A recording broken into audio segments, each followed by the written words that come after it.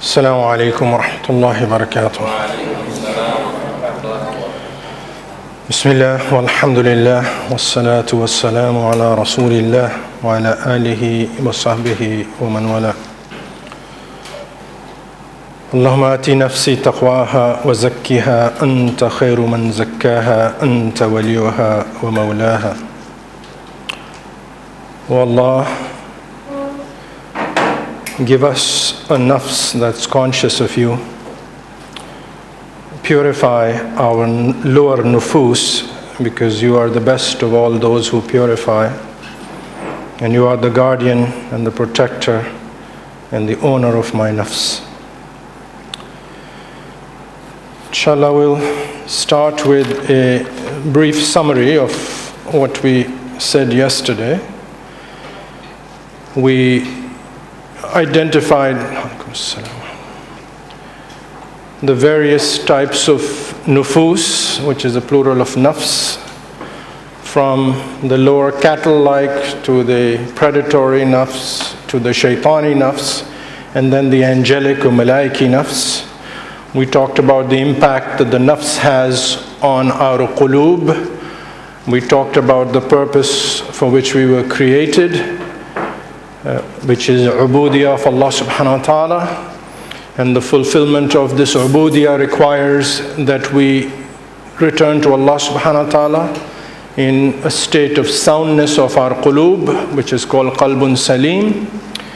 We talked about things that have impact on our hearts, especially our lower nafs, the waswasa of shaitan, the effect of our dhunub, our sinfulness, all of which impacts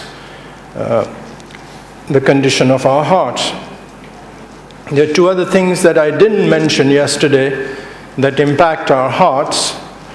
That is the environment in which we live, or the environment that we choose to expose our quloob to.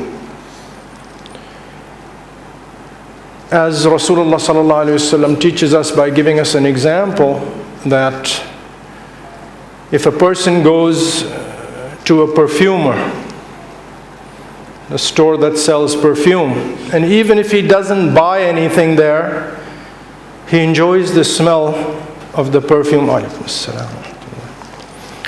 And when he comes out, he smells nice, even though he didn't buy anything. Similarly, a person who sits in the company of an ironsmith, where they've got iron in the fire, and even if he doesn't touch anything, the smoke settles on his clothes, and some of the sparks may burn his clothes, so he has the effect of that. So our hearts are subjected to the environment in which we expose our hearts. So if it's an environment of disobedience, gatherings in which Allah subhanahu wa ta'ala is being disobeyed to any degree, it will have a negative impact on our hearts.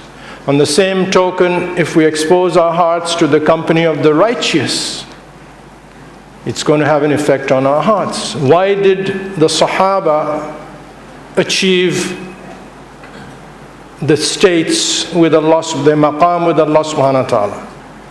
Why do you think they achieved it?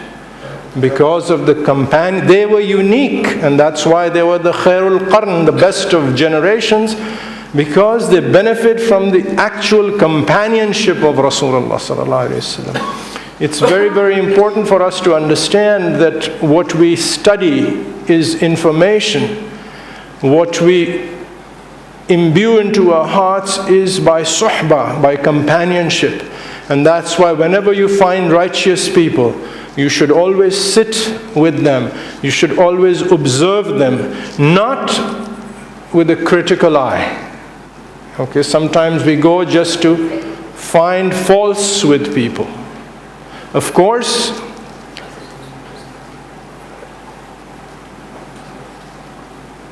our scholars, no matter what status they achieve, they are not going to be examples of perfection. Everybody is going to have some faults. You don't go there to look at their faults. You learn the good things from them. And the closer you see somebody to the sunnah, the more you should spend time with them, because you observe how they talk, how they sit, how they move, every single thing, because that's the real learning experience. In the old days, people, why did some of these people become who they became? Anas ibn Malik, a little boy, radiyallahu anhu, why did he become who he was? Because his mother was super smart. She brought this little boy to Rasulullah sallallahu alayhi wasallam. What's he going to do? He's a small boy. Ya Allah, Ya Rasulullah, he will serve you. Okay. What did that mean? That he was always in the companionship of Rasulullah sallallahu alaihi wasallam. Therefore, he became who he was. Okay. The best of the tabi'een. Who are the tabi'een? Everybody knows. That's the next generation. Next generation after the Sahaba. Who is the best of the tabi'een? Anybody knows?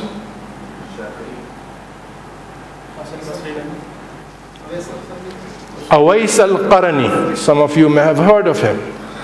He actually was a contemporary of Rasulullah sallallahu alaihi wasallam. He lived during the lifetime of Rasulullah sallallahu alaihi wasallam. He was from Yemen, but he didn't become a Sahabi because he did not see and meet Rasulullah sallallahu alaihi wasallam. What kept him was service to his mother, because she was a very feeble, elderly woman. He stayed there to serve her. When he finally came, and Rasulullah sallallahu alaihi wasallam knew, of course, he was given the knowledge of the ghaib by Allah subhanahu wa ta'ala. He told his companions that after me, a man will come from Yemen, and his name will be Awais al-Qarni. And when he comes, you should seek him and ask him to do dua for you. He's telling his companions. And of course, after that, and the companions, especially Umar ibn al-Khattab radiyallahu anhu, they would always, every time a caravan came from Yemen, he would go to them. He says, is there anyone among you by the name of Awais al-Qarni? And finally, in his khilafah, a caravan came, and he asked those people, he said, yes, there is, an insignificant man who's called Awais al-Qarni. And he went to him, he sought him out, and he said, do dua for me.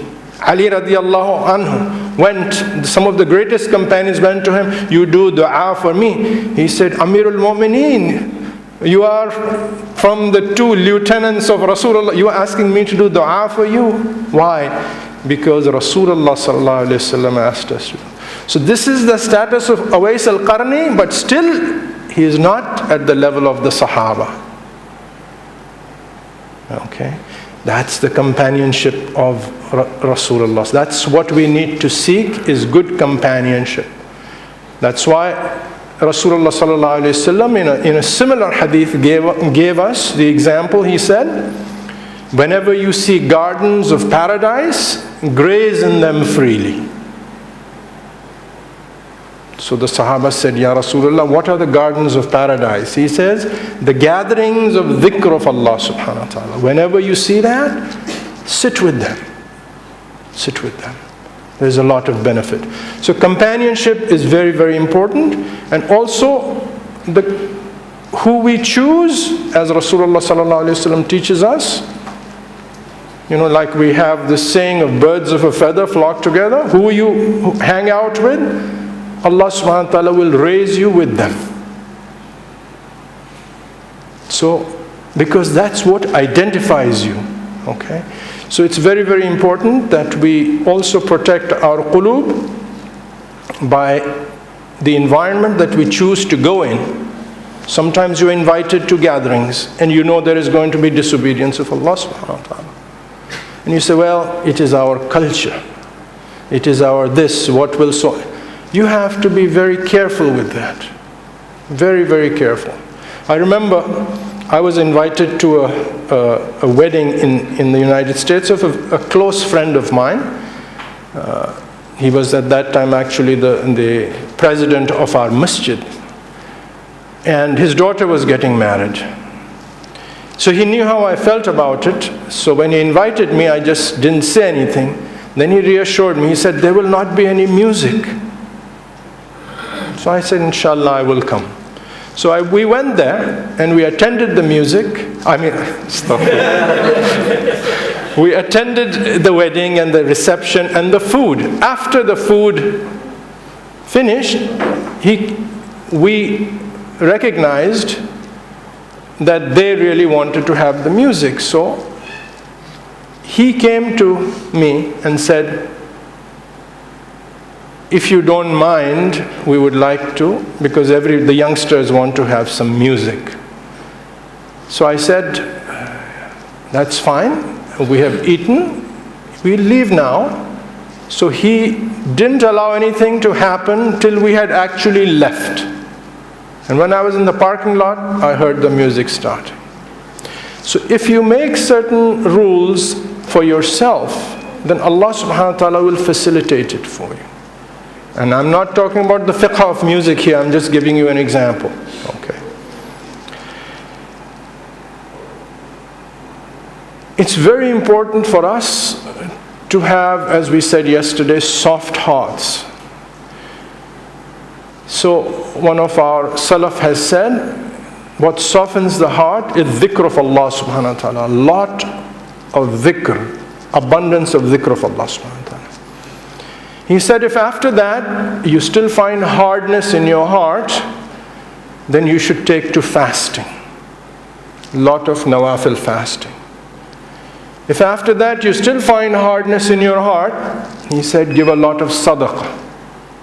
If after that you still find hardness in your heart, he said, do kifala of some orphans. Become guardians of some orphans, yatim. If you still find hardness in your heart, he said, always sort of put your hands on the heads of little children.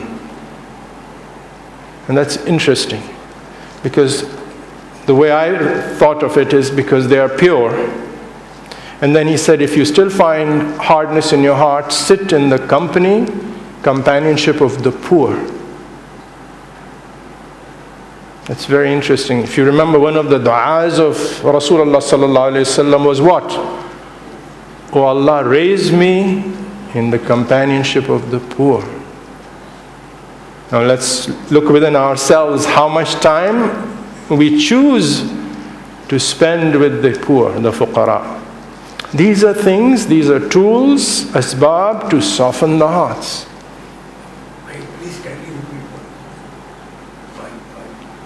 Dhikr, plenty of dhikr, fasting, giving sadaqah, taking care of the yatim, little children, and finally, companionship of the poor. Brother, what is the hardness of heart? Can you define that? What is the hardness of the heart? A heart that's not affected when the ultimate is when Allah subhanahu wa ta'ala is mentioned, the words of Allah subhanahu wa ta'ala are mentioned, are read out, it has no impact on the heart. And Allah subhanahu wa ta'ala mentions this in the Quran itself in Surah Baqarah. He mentions it in two different ways. He says about the hearts that are hardened, and he says, nay, they are harder than rocks, because even the rocks cleave as the water flows through them. And Allah subhanahu wa ta'ala also mentions it in a different way. He says, it is not the eyes that are blind, it is the hearts that are blind, which is the same thing. What does it mean? Hardness of the heart and blindness of the heart are similar. That means they do not see the haqa'iq, the realities as they are. When Allah subhanahu wa ta'ala is mentioned, nothing happens in the heart. When His words are read, nothing happens to you. When the words of Rasulullah sallallahu alaihi wasallam are, His name is mentioned, and the least adab we should have with Rasulullah sallallahu alaihi wasallam is what? When you hear His name, everyone should say what? Sallallahu alaihi wasallam. If you say it once in a gathering, from a fiqhi perspective, it is sufficient. But if you love him, you should say that softly every time you hear his name, sallallahu alayhi wasallam. So nothing has an effect. When you see, and again, if you see people, there is injustice, it doesn't matter. All kinds of things are happening, it doesn't have any. When you see the orders of Allah subhanahu wa ta'ala being broken and violated, you feel nothing. And this is described in the hadith of Rasulullah sallallahu alayhi wasallam, which is the hadith also in the Arba'in Nawawi, where he says that if you see a wrong being done, you stop it with your hand. It means if it's within your power. If you do not have, if you don't have that capacity, then with your tongue, means you speak up against it. And if you don't have that strength, then at least feel that it is wrong in your heart. And he said that is the weakest level of Iman. So if even that doesn't happen, you see violation of Allah's order right and left, and it has no impact on your heart, you don't feel that, then you have fallen below that red line that Rasulullah sallallahu alaihi wasallam called Iman. It's okay. Let people live. Whatever they want to do. It's going to poison the whole environment, and you are living in that environment. If that ship sinks, the ship of humanity, you are going to sink with it. Okay? So it's very, very important that we work on this. And we don't have time to go into the details of that, but this is just a brief answer to your question. There is a dua of Rasulullah sallallahu alayhi wasallam that summarizes some of this Tazkiyyatun Nafs that we've talked about yesterday. He says, Allahumma inni a'udhu bika min al-arba' min ilmin la yanfa wa min qalbin la yakhsha wa min nafsin la tashba wa min du'a'in la yusma. O Allah, I seek your protection from 4 things. Min ilmin la yanfa, knowledge that does not benefit me in gaining nearness to you. I seek your protection. I don't want that kind of knowledge. I seek your protection from a heart la yakhsha, that doesn't have a khashya, reverent awe and fear of you. I don't want that kind of a heart, because that's a heart that's hardened. And I seek yarhamakallah. And I seek your refuge from a nafs that is never satiated, that's never satisfied. It wants more and more and more. The lower nufus that we talked about. And I seek your refuge in you from a dua that is not heard. That is not heard. Heard by Allah. In other words, that is not responded to. Okay? So all of these are part of that, tazkiyah. Okay? The ilm. Right? The heart, the nafs, and as we said, ultimately the dua, which helps us in this process. So you should memorize this beautiful dua and use it with sincerity. Now, I'm going to start with today's session.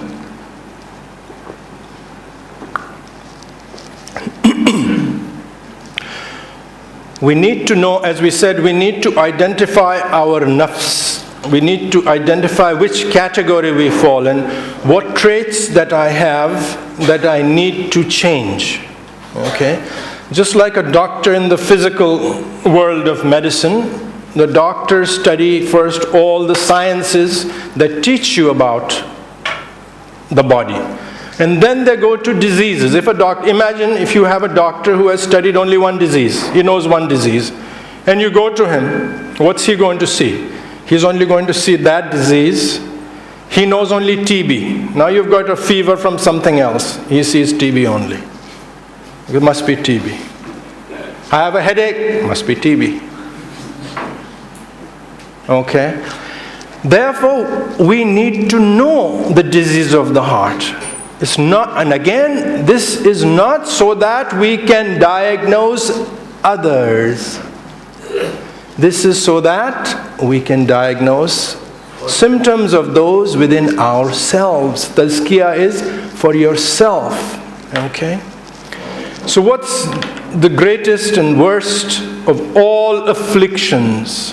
Of course, as we know, it is shirk with Allah subhanahu wa ta'ala. And there are different flavors of shirk. Of course, alhamdulillah, we are not idol worshippers. We are not people who do, open shirk, the shirk kabair. But there are many flavors of shirk that some of us do, sometimes are exposed to. Such as grave worship, such as thinking that something has power. I tie something on your arm and I feel a sense of protection from it. Right? Among others. And there is a hidden shirk. The shirk of asbab. Most of us are exposed to that. What is the meaning of shirk of asbab? That we in a way worship means. For example, if we talk about something that Allah subhanahu wa ta'ala does this, and Allah is the only one, and Allah is the only one, and if somebody says but, that but is a but of shirk. That's shirk butting into tawheed. So, Shaykh, this is you are right, but we need money. But that's a sabab. Rasulullah sallallahu alayhi wa sallam, how much money did he have to propagate his message? Allah subhanahu wa ta'ala deprived him from all the asbab, made him an orphan. So he had no great connections, that's what we use. Made him poor, so he couldn't boast of wealth, although he was given that choice that the angels came that we can make the mountains of Tihama into gold and silver and rubies. And he says, no, I will be abd and rasul, not a king and rasul. Just give us that example. Allah subhanahu wa ta'ala made him unlettered. Today we take pride in, I'm a PhD. Cut those asbabs to show you that asbab only works to the extent that Allah subhanahu wa ta'ala wants them to do. Should we use the asbab? Of course. But we should have the proper perspective. I have done this because I'm commanded to do this. I study for the exam because that's my duty. But I don't rely on my studying. I go to earn a living because that's my duty. What I get from it is the decision of Allah. I make effort in my deen. Will it make me a muttaqi? May not. That's from Allah subhanahu wa ta'ala. So there is no contradiction between using asbab and having tawakkul, dependence on Allah subhanahu wa ta'ala, knowing that all results come from Allah subhanahu wa ta'ala. Effort is the realm of the slave. Results are in the realm of the master. Okay? There is no contradiction. We have to do those, but in our hearts we should know that my effort is not going to produce the results. But I still make the best effort. That's what I'm asked to do. So shirk of means we should be careful of. Then we have another form of shirk which is called riya. Everybody knows what riya is? Ostentation, wanting to be seen. And this is especially dangerous for people who are in this position, talking to you. Now you come here, I can reasonably assume that you have ikhlas, sincerity and purity. Why else are you sitting here? You're not gaining anything else. You are here for the sake of Allah subhanahu wa ta'ala. Can I say the same for myself? I cannot. Because I don't know within myself if there is something in my nafs that likes me to be seen and heard and praised. And the danger of this is that we never know our level of ikhlas ourselves. And we can never find out till it's too late. Because only Allah knows. And when will we know if our actions had ikhlas? Is when we meet Him. So this is a very dangerous, it's a very slippery slope for people who are making this. And we ask Allah subhanahu wa ta'ala to protect all of those who are trying to serve this deen and give them ikhlas, give me ikhlas. But this is where shaitan comes in, because human beings like to be recognized, like to be praised, like to be heard. So riya and sum'a. Wanting to be heard and wanting to be seen. Ostentation. People will say good things about me. Then we have nifaq and ikhlas. Nifaq is hypocrisy. Opposite of ikhlas. And nifaq, as we know, is the hypocrites who claimed something from the outside, but in the core they were rotten inside. Okay? Outside is showing something else, inside is something else. And the opposite of that is ikhlas, which comes from khalis, which we use in Urdu, means what? Pure. What you see outside, you cut through it, in the inside you'll find the same thing. That's ikhlas. But if you cut through the apple and inside is rotten, that's a problem. And Rasulullah sallallahu alaihi wasallam gave us characteristics of this nifaq. And there are, of course, nifaq of the aqidah, which is the ultimate of nifaq, where they didn't really believe and they said that. They believed. And there is nifaq in our actions, hypocrisy. And the signs of that are what? And again, this is part of our learning. Yesterday in the Jummah khutbah we mentioned two or three qualities of a munafiq. He comes to salah and stands qamu kusala, lazily. Means, it's time, come for salah. Yeah, and then you get up like it's a burden. That's a sign of nifaq. And when he remembers Allah, la yadhkuruna Allah illa qalila. He remembers Allah a little. And again, like I stressed, it's not like a person who doesn't remember Allah, but remembers Him infrequently, a little. This is a sign of hypocrisy. Then in the hadith of Rasulullah sallallahu alaihi wasallam, he says the signs of the actions of a hypocrite are what? When he speaks, he lies.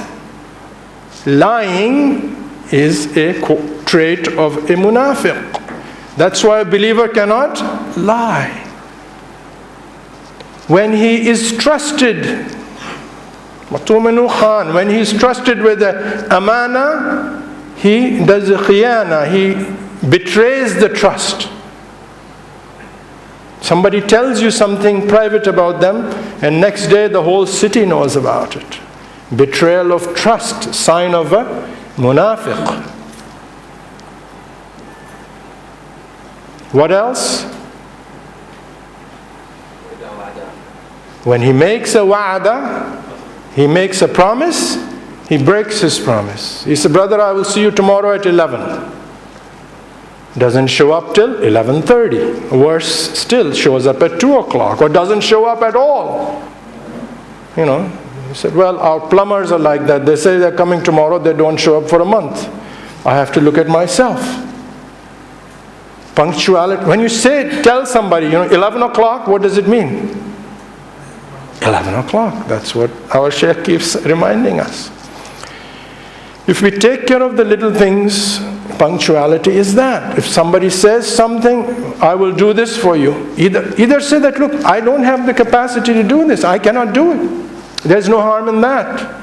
But if somebody makes a promise, you should not break it. Okay? And another characteristic is whenever a munafiq is in a different hadith, this other variation comes in. When they get into an argument, they become abusive and loud. When we get into argument, then you become personal and you raise your voices and so on and so forth. And then even worse, start using foul words. These are all characteristics of a hypocrite.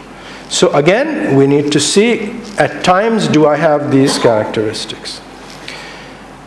The next one, the next of the Amraad al-Quloob, the disease of the heart, is kibr. Kibr, loosely translated as arrogance, means I look down on people. I feel I am superior. Rasulullah sallallahu alaihi wasallam, I'm only going to mention one hadith about this, which should be sufficient for all of us. Rasulullah sallallahu alaihi wasallam said that anyone who has a dharra, an atom or a neutrino, the smallest of particles of kibr, will not enter Jannah. This is very, very serious. Because kibriyai, in another hadith he said, is the garment of Allah. And Allah subhanahu wa ta'ala says in a hadith Qudsi that whoever tries to grab my garment, I will put him in the hellfire. Only Allah deserves that. This is Allah subhanahu wa ta'ala, al-mutakabbir. If you make a human being mutakabbir, he's looked down on.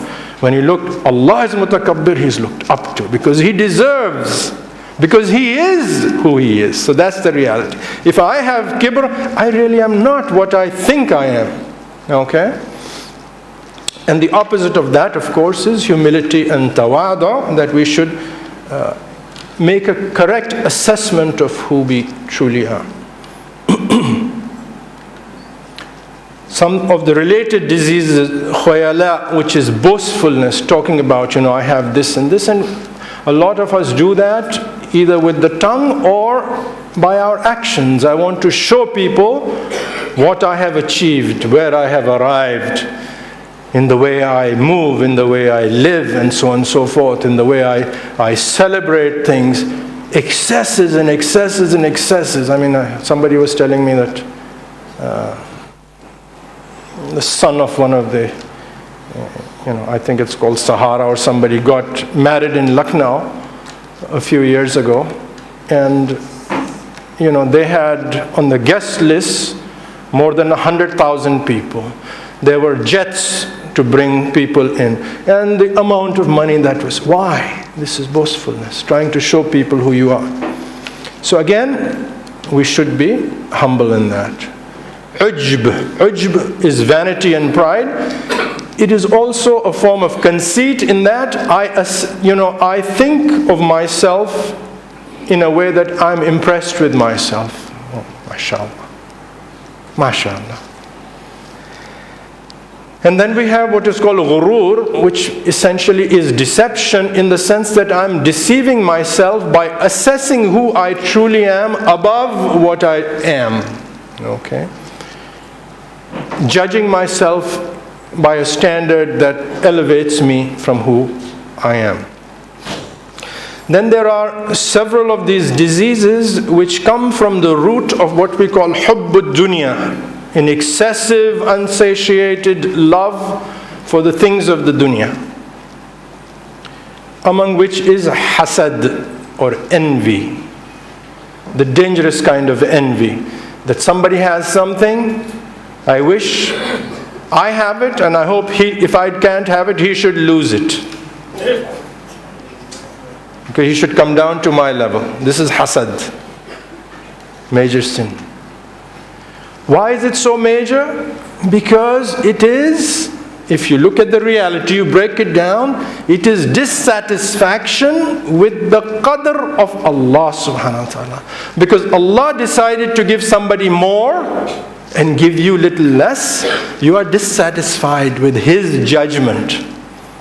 This is the same as who was dissatisfied with Allah's decision? Shaitan. He said, how can I bow down to him? خَلَقْتَهُ مِنْ طِينٍ. You created him from clay. أَنَا خَيْرٌ مِنْهُ. I am better than him. You created me from fire and him from that. Assessing, not knowing what the reality is. Okay? Looking at the surface. His argument is correct.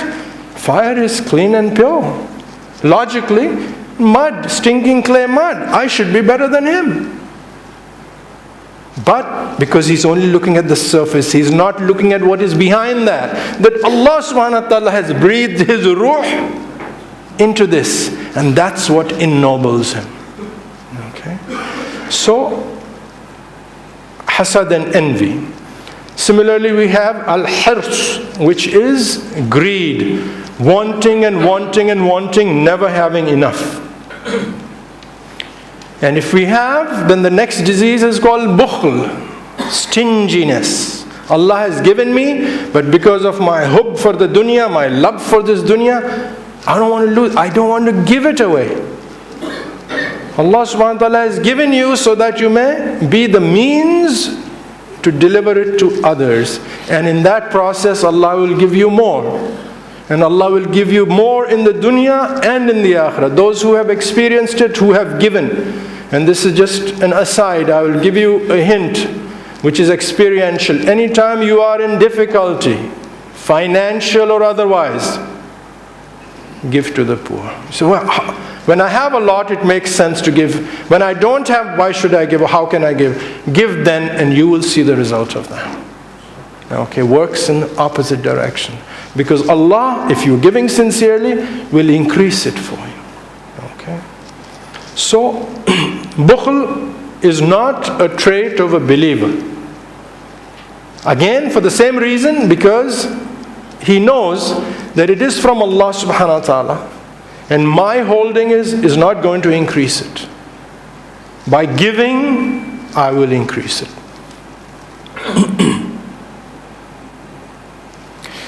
Then there are two dangerous wolves, hubbul mal wa hubbul jah. Again, similar, some of them have overlapping things, the excessive love for wealth and the excessive love for being recognized, for position. That's what it is. All of what we call dunya, it can be summarized into these two things. Wealth and power. The rich and the famous. And what is worse? Power. Because people have money, but they don't have control over others. When you have power, as you know, people who get into high positions will also automatically get wealth one way or the other, but they have power over others. And Saleem has compared this is as inimical to the heart as two hungry wolves being let into a pen of sheep. The amount of damage they will do in that among the sheep, two hungry wolves, the love of these two things will do more harm to our hearts, to our quloob. We already talked about treason. Then there is something called hiqd, which means malice towards others, wanting bad for others, harming others. Inshallah, hopefully, most of us or all of us do not have that. But at moments we can, because if you feel wronged, rightfully or wrongfully, you feel somebody has wronged you, sometimes the automatic reaction is to harm the others. And what does Allah subhanahu wa ta'ala says about somebody who does wrong to you? La yastawi hasana wala sayya. Good and evil are not equal. Then what does he say? Repel, idfa billatihi ahsan. Repel evil with good. It's easy to do evil for evil.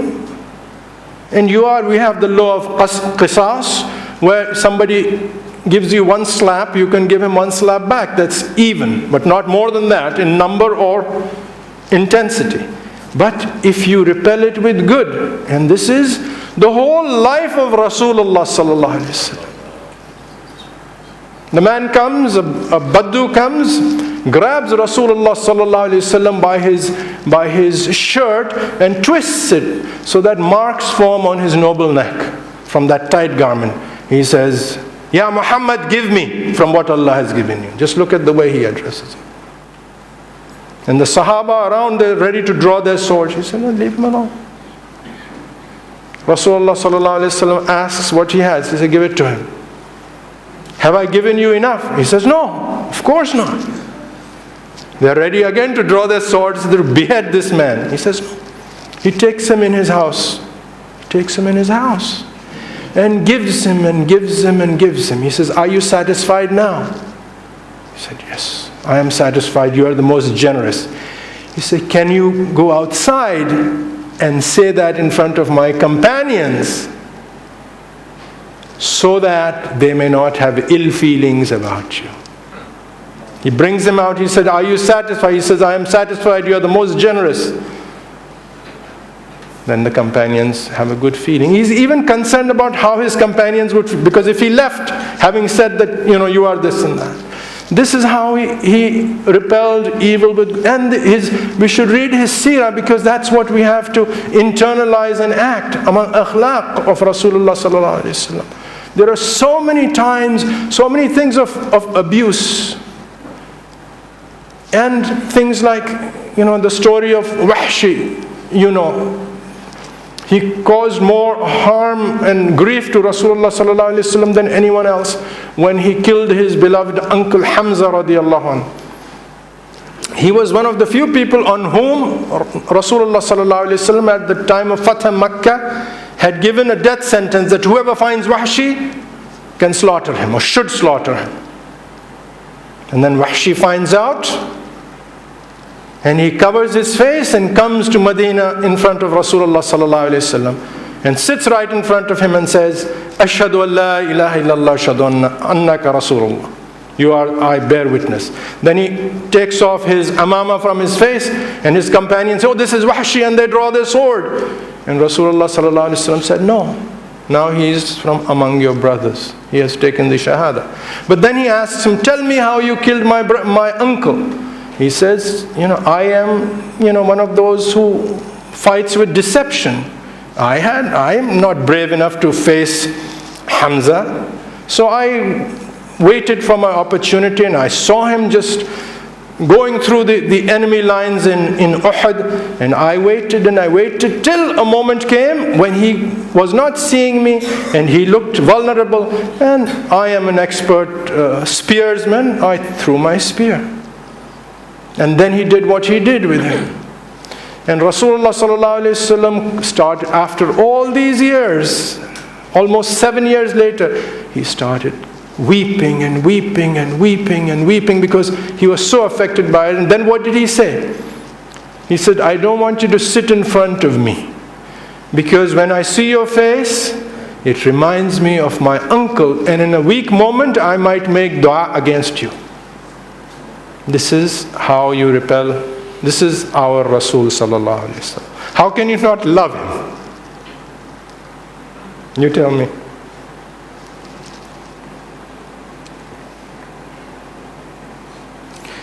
Shiddatul ghadab, excessive uncontrolled anger.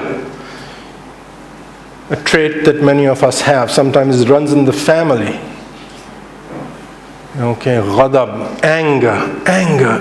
Everything happens, you just blow. And anger is from, one companion came to Rasulullah sallallahu alaihi wasallam and said, give me nasiha ya Rasulullah. He said, la taghdab.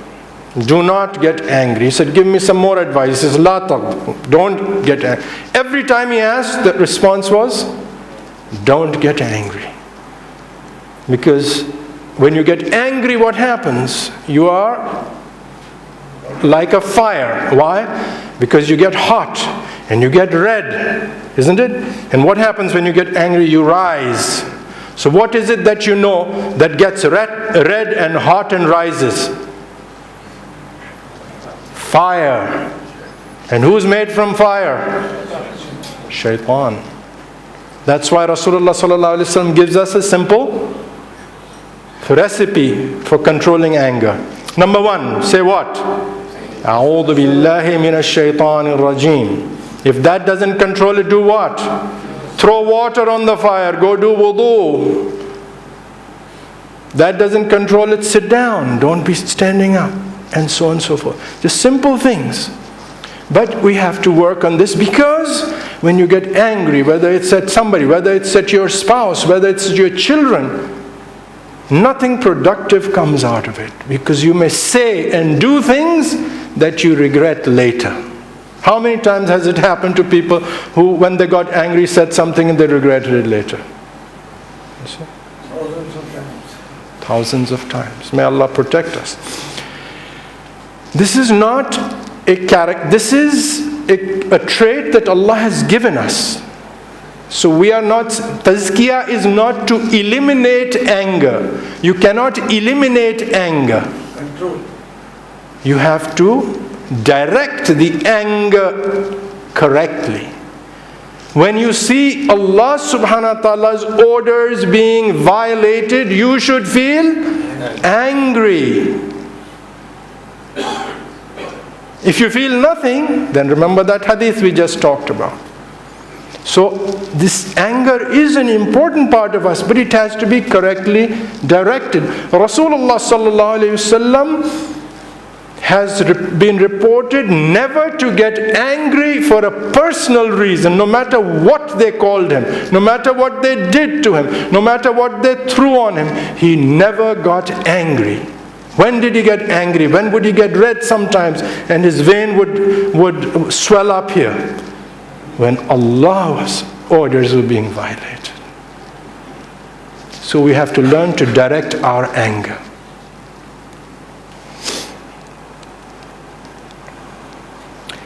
Lack of haya, lack of modesty, lack of haya, as Rasulullah sallallahu alaihi wasallam defined haya as, he says, every ummah, every nation has a defining characteristic. And the defining characteristic of my ummah is al-haya. This is the defining characteristic. He says everything that haya enters, it beautifies it. Okay. So when we have haya, haya itself is beautiful. He said, if you have haya, you have haya. Haya, that modesty, that thing gives you haya, which means life. And if you don't have haya, the opposite is, you don't have life. You're living like an animal.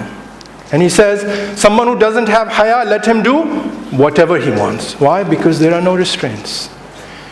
Haya looks beautiful on our brothers in their actions, and it looks even more beautiful on our sisters. Okay? Haya, modesty, not in your face, not this, aggressive. Today they teach you, you should be aggressive and you should be this and you should be loud and you should be... No. You say what you have to do. Gently, softly. That's all you have to do. Al-jubn, cowardice. And I'm not going to go into the details of that. Hamm and gham, uncontrolled anxiety and depression. Why is this a disease? Because again it reflects on the weakness of the tawheed within us, because we have not understood the qada and qadr of Allah subhanahu wa ta'ala, that this, what Allah subhanahu wa ta'ala meant for you will come to you, nobody can stop it, and what He has not given you, nobody can bring it to you. And this has been explained in many hadith of the Prophet sallallahu alaihi wasallam, the famous hadith of Ibn Abbas radiallahu anhuma, when he was sitting in the back of Rasulullah sallallahu alaihi wasallam, again on the camel, and Rasulullah sallallahu alaihi wasallam has this little boy, his first cousin actually, sitting there, but he's a little boy, and he says, "Ya ghulam, O little boy, should I teach you something?" He's riding, but look, he uses Rasulullah sallallahu alaihi wasallam, he's the best of teachers, he uses this as a teaching moment. And in that long hadith, he describes this, that remember, whatever passes you was not meant to hit you, and whatever hits you or comes to you was not meant to... The pens have been lifted, and the scrolls have dried. This is qada and qadr of Allah subhanahu wa ta'ala. If you know that, if you understand that truly and internalize that, it removes anxiety, because this is what Allah has ordered. Why should I be anxious? If Allah has, why should I be depressed? Now, there may be biochemical reasons, which is different, but most of us don't have that. It comes from this uncertainty of not knowing what Allah subhanahu wa ta'ala, and that His qada and qadr will overtake us. And then we have the diseases of our shahawat, the lower nufus, wanting this and wanting that, uncontrolled things. And the diseases, so these are our lowly desires, and the diseases of shubuhat, which is doubts, which then come in our aqidah and our belief systems, which is an internal thing, that everything we have doubt. Is there really a day of judgment? Is it real? Is it going to happen? Is there a creator? Is this? Is Quran truly the unadulterated, preserved words of Allah subhanahu wa ta'ala? Or was it written by somebody else? These Muslims sometimes talk about this. Are these the words of Rasulullah sallallahu alaihi wasallam? Is this meant? These shubuhat, these doubts. And the opposite of doubt is yaqeen. Certainty. Certainty. And that's what we strive for. There are several other things which, laziness is a disease. So I've sort of tried to summarize some of these disease states of the heart without going into detail, because there are more than 20 of them. If I spend 3 minutes on each, it would take my whole hour. But again, this is meant to be just a sort of reminder so that you can go and learn more about these. And if you find some of these characteristics, and again we said we have to honestly look within ourselves. If I have some of these, then there is a solution. This is not just for identification. There are solutions in our deen, because our deen has the answer to all the problems. Al-yawma akmaltu lakum deenakum. This day we have perfected your deen. You don't need to go anywhere else. You have the Quran and Sunnah. It will answer all your things. So if you have a particular disease or particular trait of these things, then you go to a person of knowledge, a practitioner, not just a person of knowledge, of information, and say, I find this within myself. Give me a formula to overcome it. Just like you go to a specialist. We have specialists. Allah subhanahu wa ta'ala, out of His mercy, has put specialists in our ummah who can treat these spiritual diseases. See, these are diseases of the heart. The moment you feel slight chest pain and pressure, we run to the cardiologist because we are so concerned about coronary heart disease, that I am going to die. But that's the worst that can happen, right? You drop dead. If you die with any of these Amraad Quloob, it doesn't end with that. Death would have been a mercy, because the people in Jahannam are going to say, Ya Malik, to the keeper of Jahannam, ask Allah to give us death, so we may be relieved of this. So these are more serious diseases. We need to see a spiritual cardiologist to remove these things from us. So look, make a list. Write down. I like to take notes. If you see something about yourself, write it down. Document. I have, just like many of the people who come to the doctors, sometimes patients come with typed pages, 7 pages. Every symptom that you can imagine is there. My general rule when I see that is, I know this patient has nothing wrong with them. But if you're honest, because they've been on the internet surfing, and in that you can find every symptom, and then the imagination goes. But here, we have to write down and seek solutions for them. I'm going to start, I still have about 5 minutes, on the next part of this tazkiyah, which is, I've called the fruits of tazkiyah. The benefits you are going to see from this process. And the greatest is what I will call as the actualization of tawheed. And if you get that in your heart, and if I get that in my heart, that will change our being completely. What does that mean? Is to recognize Allah subhanahu wa ta'ala truly as what He is and who He is. And that will give us an understanding of what we talked about, the qada and qadr, the destiny of Allah subhanahu wa ta'ala, the wisdom of Allah subhanahu wa ta'ala, why certain things happen.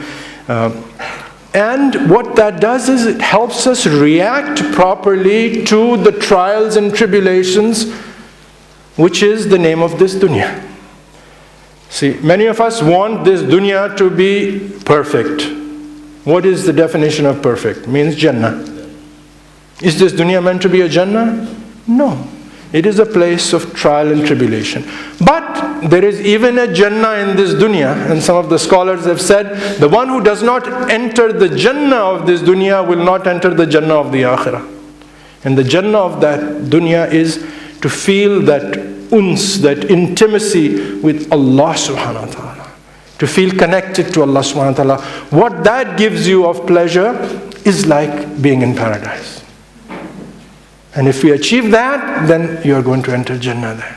But again, going back to, this is a place of trials and tribulation and storms that come in your life, many different ways. Allah subhanahu wa ta'ala may test you with wealth. He tests you with poverty. Most people who are given wealth as a trial don't consider it a test, because they only consider poverty as a test. But it's a trial. Allah subhanahu wa ta'ala mentions in the Quran, some we give more to test what they do with it. Do they show gratitude? Do they use it in the right way? Do they use their money to buy the judges and produce corruption? Okay? Allah subhanahu wa ta'ala mentions that. He mentions about what we call sifarish. You know? The one who's been given less, who is below the poverty level, that's a test. What does he do to remove that? Does he do sabr? Does he try his best in halal ways to earn that? The one who's been given health, he doesn't think that this is a trial. It's only when the sickness comes, then we think it's a trial. But health itself is a trial, to see how you use your health. Your youth is a trial. Allah gives you strength. Yesterday I was talking to a 17-year-old, because at 17, what do we treat our children today as? Oh, he's just a child. When he's 25, what do we say? He's my baby. Because he's the youngest. My wife always calls my youngest, well, he's the baby in the family. Rasulullah sallallahu alayhi wasallam was on his deathbed, sallallahu alayhi wasallam, in the pangs of death. And he's sending out the biggest army that has gone out of the Muslims. Against who? The superpower, the Romans. And who does he make in charge? The general of this army, an 18-year-old who is called the beloved of the beloved, Osama bin Zaid, son of the beloved. The son of Zaid, who Rasulullah sallallahu alaihi wasallam called his adopted son. His son is 18 years old. In that army are people like Umar ibn al-Khattab radiyallahu anhu, major companions, 18-year-old leading the army. Every time he wakes up from his stupor of death, he says, has Osama left with the army? Has Osama left with the army? And people are doubting. There is, in the army itself, there is, why has he made this young, unexperienced boy as a general? There are three things, just an aside, there are three things that Rasulullah sallallahu alaihi wasallam stressed in the last moments of his life. One was this: he kept asking about the army of Osama bin Zaid. The other thing, most of you know, as-salah, as-salah, as-salah. And the third thing that he kept saying was, and be kind and give the rights of the slaves. Of the slaves. These three things, this is the Jami'ul Kalam that he was given, the few words. These three things summarize your entire deen. How is that? The army of Osama bin Zaid was being sent out to preserve Islam, to protect Islam. Salah, represents the head of what fulfills the right, your vertical connection with Allah subhanahu wa ta'ala. That if you guard your salah, you will obey Allah subhanahu wa ta'ala in everything else. And the third thing, if you take care of the slaves and give them their rights, obviously you will give the rights of everybody above that. You're dealing with people, you're dealing with Allah, and preserving your deen. Three instructions in which the whole deen can be summarized. Subhanallah. Deen came to Medina through a 19-year-old. Anybody know his name? When we had the people from Medina come to Hajj, Islam was not spreading. Rasulullah sallallahu alaihi wasallam used to go from camp to camp. And one year, there was a group of people who listened to his message. He said, Ya Rasulullah, we accept. We want you to come to Medina.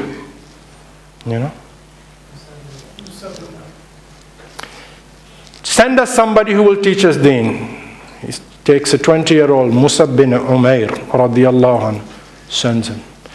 The only chance of spreading he sends a young lad. Because this deen spread because of youth, young people, energized people. So youth is a blessing from Allah subhanahu wa ta'ala that has to be used. And we shouldn't pamper them and say, oh, there's a little child. It's a little child. Okay.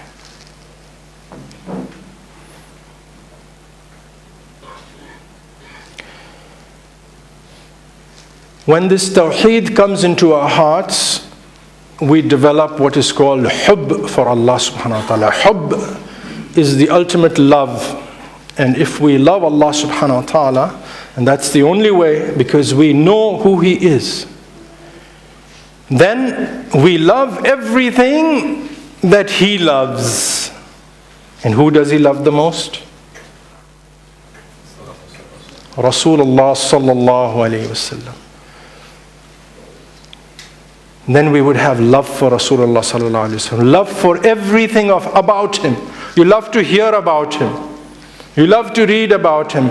You want to spend time with Him. We cannot spend time. Yesterday we were reminded that Rasulullah sallallahu alayhi wasallam said that I would love to see my brothers. The companion said, Ya Rasulullah, aren't we your brothers? He said, no, you are my companions. My brothers are those who will come after me, who have not seen me, but who bring iman on me. Okay? So, we want to hear about Him. We want to, when we talk about hadith of the Prophet sallallahu alaihi wasallam, so today there is extremes. People say, well, I don't accept hadith. I only believe in the Quran. This is a level of kufr itself. When one of the four great imams who is best known for this thing is Imam Malik, the Imam of Medina. People used to come to his house. People used to come to his house with questions. And his maidservant would go and find out what they were looking for. And he would say, call them and sit. Every time somebody came, because they wanted to hear a hadith, the great imam would go take a ghusl, put on his best clothes, and then come out. And so he was asked about it. He said, because I'm going to be reciting the words of my beloved. This is my adab with him. There is a narration one time he was taking a class about hadith, about the words of Rasulullah sallallahu. This is how you honor them. This is the adab. And they saw him sweating and his face was red as if he was in great pain. But the class continued to its conclusion. Then some of his close ashab came. He said, yeah, Imam, you look like you are in distress. So he said, why don't you raise my shirt? So they raised his shirt from behind. There was a scorpion that had bitten him all over his back. He was in great pain. He said, why didn't you say something? He said, how could I stop when I'm talking about the words of Rasulullah sallallahu alaihi wasallam? That's why Allah subhanahu wa ta'ala gave them the maqam, the stations that they had. Love for Rasulullah sallallahu alaihi wasallam. We cannot make any progress if we don't have love for Rasulullah sallallahu alaihi wasallam. And it's not just a word. If you love Allah, in kuntum tuhibbun Allah, what is the condition? Fattabi'uni yuhibbukumullah. Then follow me in everything, in the external sunnah and the internal sunnah. External sunnah, look like him. Look like him. And the internal sunnah, even more. Have his akhlaq. Behave like him. Then what will happen? Yuhibbukumullah. The certificate has been given. Then Allah will love you. If Allah loves you, case is closed. Nothing more. Nothing more. If somebody becomes the beloved of Allah, can there be a higher maqam than that? No.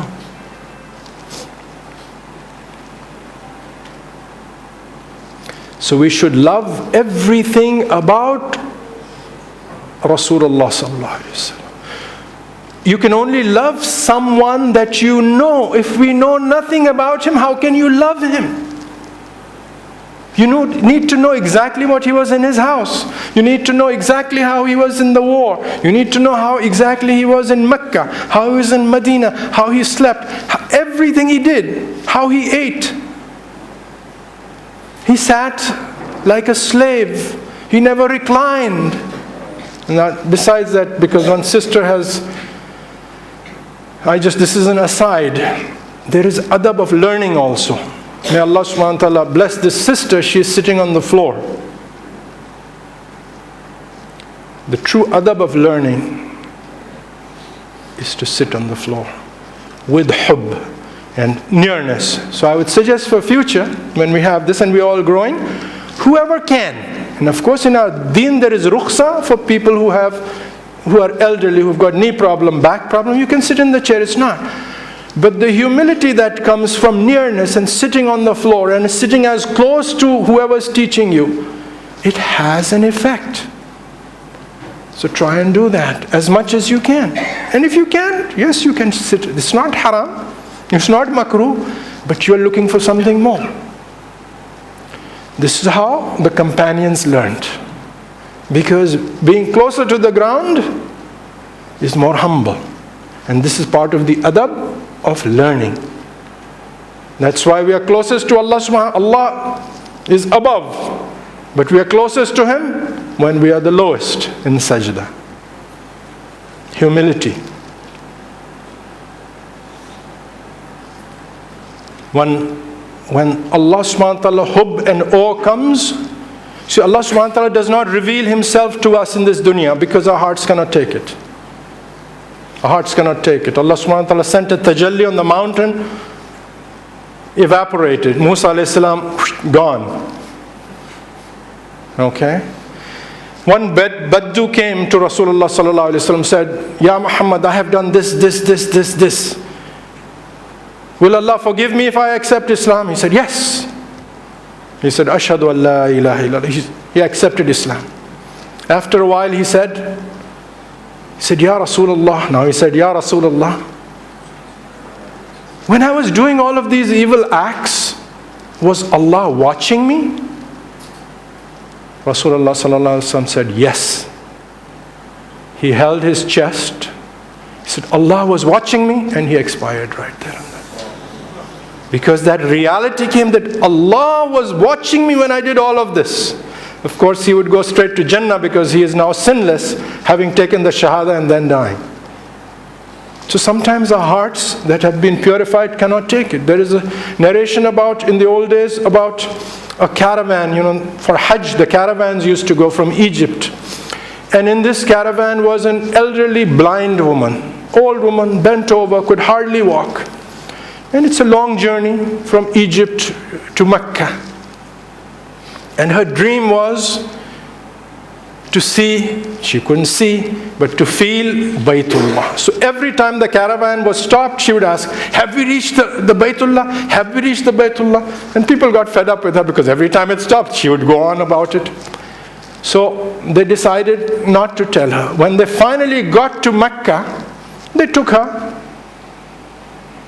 and they took her hands and they put it on the wall of the Kaaba. And they said, Ya Shaykha, Hada Baytullah. This is the Bayt of Allah. She said, Hada Baytullah. She grabbed it, died right there. The heart couldn't take it. Love for the Bayt of Allah because of the love of Allah. So may Allah subhanahu wa ta'ala inspire us and put His love in our hearts. And this will come, inshallah, as one of the fruits and byproducts of the process of tazkiyah. Inshallah, we'll take our break here, and then we will reconvene in about 10 to 15 minutes and talk a little bit about akhlaq. Subhanakallahumma wa bihamdik.